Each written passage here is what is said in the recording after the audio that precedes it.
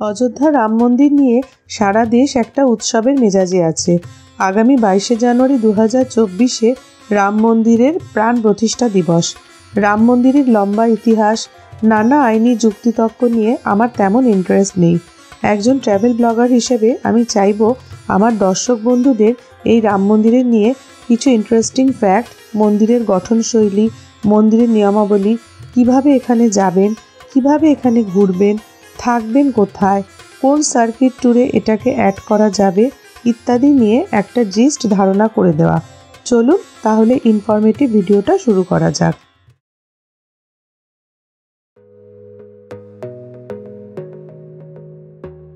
রামায়ণের মতে রামের জন্মভূমি হলো অযোধ্যা, যেটা এখনকার উত্তরপ্রদেশের এক জেলা বলে পরিচিত। অযোধ্যাকে অযোধ্যা ধাম বলা হয়। অযোধ্যা এক ঐতিহাসিক শহর, যেটা সরজু নদীর তীরে গড়ে উঠেছে। মন্দির নির্মাণের তত্ত্বাবধান করছে শ্রীরাম জন্মভূমি তীর্থক্ষেত্র। এর ভিত্তিপ্রস্তরের অনুষ্ঠানটি 5ই আগস্ট 2020-তে ভারতের প্রধানমন্ত্রী নরেন্দ্র মোদী দ্বারা সঞ্চালিত হয়েছিল। মন্দির চত্বরে দেবতা সূর্য, গণেশ, শিব, দুর্গা, বিষ্ণু ও ব্রহ্মার মন্দিরগুলো অন্তর্ভুক্ত থাকছে। রাম মন্দিরের মূল নকশাটি 1988 সালে আহমেদাবাদের সোমপুরা পরিবার তৈরি করেছিল। তবে 2020 সালে মূল নকশা পরিবর্তন করা হয়, আর নতুন নকশাটি সেই একই পরিবার পুনরায় বানিয়েছে। মূলত বাস্তুশাস্ত্র ও শিল্পশাস্ত্র অনুযায়ী নতুন নকশাটি বানানো হয়েছে। মন্দিরটি 250 ফুট চওড়া, 380 ফুট লম্বা ও 161 ফুট উঁচু। আর এর ফলে রাম মন্দির কমপ্লেক্সটি বিশ্বের তৃতীয় বৃহত্তম হিন্দু মন্দির রূপে আত্মপ্রকাশ করছে। এটি উত্তর ভারতীয় মন্দির স্থাপত্যের গুজরাট চৌলক্য শৈলীতে নকশা করা হয়েছে। মন্দিরের মূল কাঠামোটি একটি উঁচু মঞ্চের ওপর নির্মিত হয়েছে এবং এটা 3 তলা। প্রবেশ করতে ভক্তদের 32টি সিঁড়ি পেরিয়ে মূল ভবনে ঢুকতে হবে। সিঁড়িগুলি 16 ফুটের বেশি দৈর্ঘ্যের। লিফট আর র্যাম্পের ব্যবস্থা থাকবে বয়স্ক আর স্পেশালি চ্যালেঞ্জড মানুষদের জন্য। গর্ভগৃহ ও প্রবেশের মাঝখানে 5টি মণ্ডপ থাকছে: নৃত্য মণ্ডপ, রঙ্গমণ্ডপ, সভা মণ্ডপ, প্রার্থনা মণ্ডপ, কীর্তন মণ্ডপ। নগরশৈলীতে মণ্ডপগুলো সজ্জিত করা হয়েছে।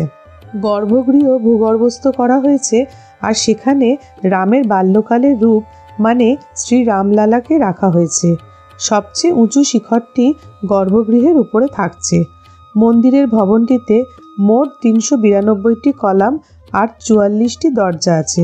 প্রতিটি কলামে শিব, সরস্বতী, গণেশ, নানা দেবদেবীর মূর্তি আঁকা থাকছে।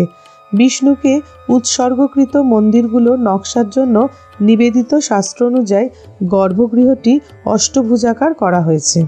মূল মন্দির ভবনটি 10 একর জমিতে নির্মিত হয়েছে, আর বাকি 97 একর জমিতে একটি প্রার্থনা হল, একটি বক্তৃতা হল, একটি শিক্ষাগত সুবিধা ও একটি জাদুঘর এবং একটি ক্যাফেটেরিয়ার মতো অন্যান্য সুবিধাসহ একটি কমপ্লেক্সে রাখা হয়েছে।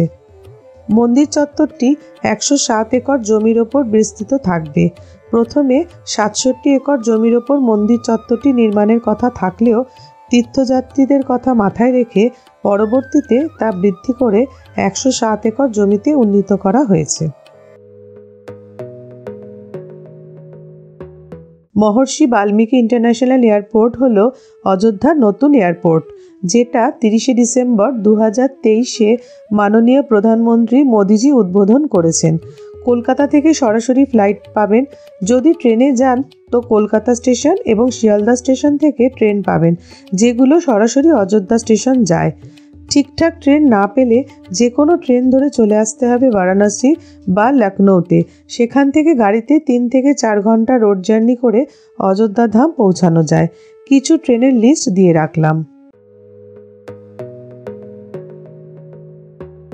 মন্দিরের টাইমিং: সকাল 7টা থেকে সকাল 11:30 পর্যন্ত, আবার দুপুর 2টো থেকে সন্ধ্যে 7টা পর্যন্ত। সকালে জাগরণ আরতি হবে সকাল 6:30টায়, আর সন্ধ্যা আরতি হবে সন্ধ্যে 7:30টায়। 1800 কোটি টাকার বেশি খরচ করে বানানো হয়েছে মন্দিরটি। 620 কেজি একটা ঘণ্টা, যার গায়ে লেখা রয়েছে জয় শ্রীরাম। তামিলনাড়ুর রামেশ্বরম মন্দির কর্তৃপক্ষ এটা রাম মন্দিরকে দান করছে। শ্রীরাম জন্মভূমির তীর্থক্ষেত্রটি হল মন্দিরের মেন তত্ত্বাবধায়ক বা ট্রাস্ট। 2023-এর হিসাবে ইন্ডিয়ার নানা জায়গা থেকে তারা ডোনেশন বাবদ পেয়েছে 3,500 কোটি টাকা। সাধারণ যে কোনো মানুষ চাইলে রাম মন্দির ট্রাস্টে দান করতে পারেন, যার অনুদানের 50% ট্যাক্সের ছাড় পেতে সাহায্য করবে। নগদে দান করতে হলে 20,000-এর বেশি দান করতে পারবেন না, তার জন্য রাম মন্দিরে গিয়ে দান করতে হবে। তবে অনলাইনে চাইলে বেশি দান করা যাবে। যদি ইচ্ছা থাকে এই ব্যাপারে নিচের ওয়েবসাইটে দেখতে পারেন। দর্শনের জন্য ওয়েবসাইটে পাস পাওয়া যাবে, তার জন্য অনলাইন ফর্ম ফিল আপ করে আগে থেকে দর্শনের পাস করে নিতে হবে। কোনো কস্ট লাগবে না, তবে পাসের প্রিন্ট আউটের সাথে Aadhaar card, voter ID, driving licence এবং পাসপোর্ট, এই 4টে যে কোনো একটি আইডি ডকুমেন্ট ছাড়া মন্দিরে ঢোকা যাবে না। 10 বছরের নিচে বাচ্চার জন্য কোনো এক্সট্রা পাস করতে হবে না। কারেন্ট বুকিং পাওয়া যাবে, ডিপেন্ড করছে কেমন ভিড় হচ্ছে তার উপর। মন্দির দর্শন করার জন্য পুরো একদিন যথেষ্ট, তাই আপনি লখনৌ, বারাণসী এই সব ট্যুরের সাথে রাম মন্দির রাখতে পারেন। অযোধ্যাতে অনেক হোটেল আছে, আর দিনকে দিন অনেক হোটেল বাড়বে। অনলাইনে রেপুটেড সাইটগুলো থেকে হোটেল পেয়ে যাবেন। অফলাইনে ফোন করে বুক করতে চাইলে কিছু হোটেলের নাম্বার আমি দিয়ে রাখলাম, রুম রেট আপনারা কথা বলে নেবেন। রাম মন্দির নিয়ে সব দরকারি তথ্য দেওয়ার চেষ্টা করলাম। যদি ভালো লেগে থাকে বা ভিডিওটি কাজে লাগবে মনে হয়, একটা লাইক দিয়ে আমাকে হেল্প করুন। কিছু জানার থাকলে কমেন্ট করতে ভুলবেন না। আপনাদের মতো আমিও ওয়েট করছি রাম মন্দিরকে নিজের চোখে দেখার। আশা করি একদিন সেটাও আপনাদেরকে এই চ্যানেলে শেয়ার করব। ভালো থাকুন আর ঘুরতে থাকুন।